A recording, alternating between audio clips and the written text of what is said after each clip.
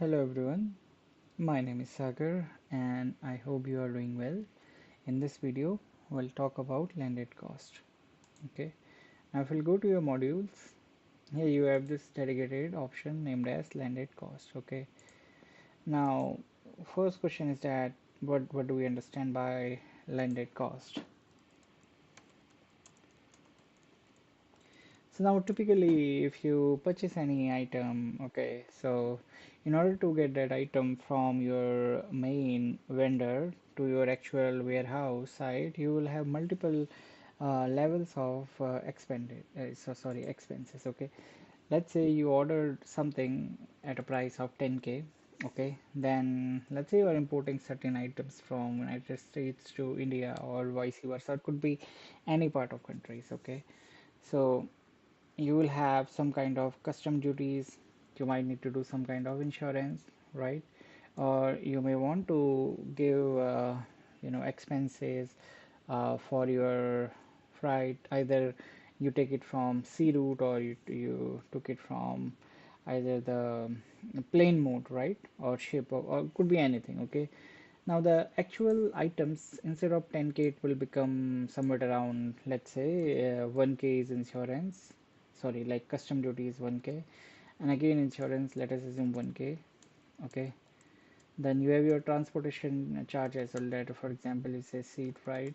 So again it's 1K, so the overall cost, it tends to be coming out as 13K. Okay, now, if you will sell this product or if you will manufacture or you do refinement, definitely you want to have it around, like 15K, 16K in order to like see how much margin you want to get. Okay, right? So that's why landed cost is very much needed, because it also tells us the additional cost that will occur in order to get the item from your actual vendor to your desired location. Okay, now in order to do this process, what I'm going to do, I will create a new product first. So I'll go to release product. Okay, and I will create a new product. I'll click on new here. So I can give this product named as something called uh, landed cost product, LCP. I will call it LCP. Okay, and here let me select this as FIFO and assume this will be a TV and radio product. Storage dimension, I will say I need site and warehouse, and set my tracking dimension.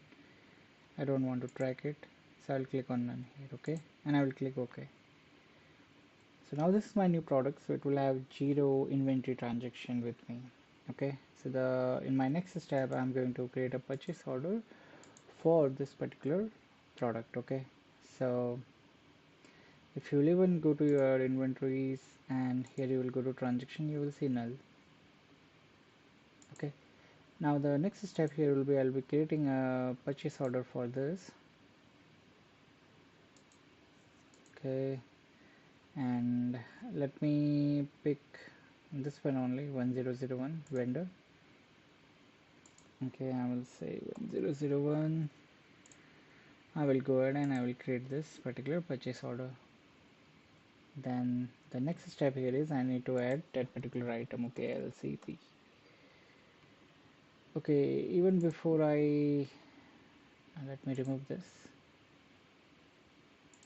Let me add some kind of cost, like the purchase cost. So I will see it as 100. Let's assume 100. Okay, now here I will add my line again, and I will search for my LCP product and site and warehouse. Let me go with this 111. One item unit price is 100, so we see that I need 10 quantities of this product. Okay, so I can change it to 10. Okay, and save it. Now from here itself I have two options. Either I can go to my, where is my landed, yeah, here is my landed cost. I can create a voyage from here. or else another route would be to go to your manage or purchase and create a new voyage. So I will say it as test 1 booking, also test 1 vessel. So I will say that I want it for my this Ocean Star vessel, and again let me say that the external voyage ID is test 1. Okay, and then further I will say that, okay, let me select this one, Melbourne Australia to New Zealand Auckland. Okay, this would be my journey. And shipping company, I selected this vendor, so it is automatically coming this, and nothing here. Okay, I will click on OK. So here I have simply created a voyage. Okay, and here if you see, automatically the purchase order has been already linked.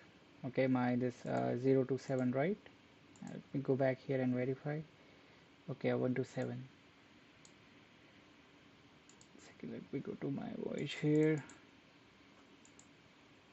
So here if you see, this is the status isn't created. Okay, and here I don't have any info. Yeah, so here if you see, the basic information will be copied, like your shipping company, it is going to depart from this particular port and will be available. This is my journey and etc information. Okay, now let me go to my this voyage editor here. Okay, and here I will simply see my staging list. Okay, I don't have anything, so what I'm going to do, I'm going to add this to my staging list. Okay, and now if I see my staging list, here my quantities, my PO number, when it is going to expect item number, all other information will be populated here. Now I can add to my shipping container. Okay, so I have multiple containers, so I can choose anyone. I will go with this one first. Okay, and shipping date, I will say that this will be shipped by 25, and I will keep it blank. Okay, nothing here. Unit also I will skip this, and I will click OK here. Okay, so all this is going to be packed into this particular container. Okay, all right, so now this step is also completed. Now if you will come back here and refresh. Okay, now you see the purchase order status will be an open order here.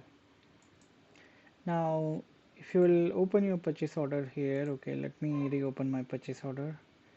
I will go one step back from here, or let me simply refresh this.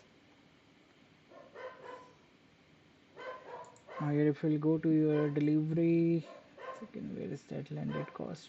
Yeah, here we go. Okay, now you have the current status, your voyage number. Okay, every step will be linked here. Okay, now further what I can do, I can go to my voyage cost here, and let's say I want to manually add few costs here. I will say that insurance.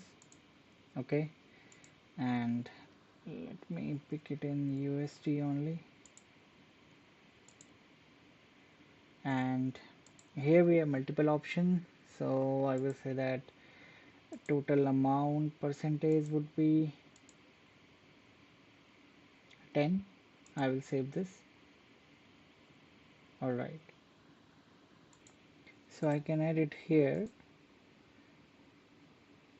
Then here okay, I think there is one mistake I did. Let me go to again voyage cost again. So I'm going to delete it, because here the thing is that inside a particular voyage I will have multiple voyage lines, so I can see the cost associated to a particular container. So okay, for example, if I'll open this container, okay, this is my shipping container. Now here I can find its voyage cost. So if you will see here, the fixed cost, that is the 400. Okay, 400 will be the fixed cost in order to get the items from this Australia to New Zealand Auckland. Okay, so I can come back here. Okay, so another thing is that you can post your invoice, but before that let me show you the cost. Okay, so you can go to your general tab here and you can click on your cost and inquiry. So you will see the estimation cost would be 400. Okay, now you can even edit that. For example, you want to impose another charge here. Let me call it as duty, and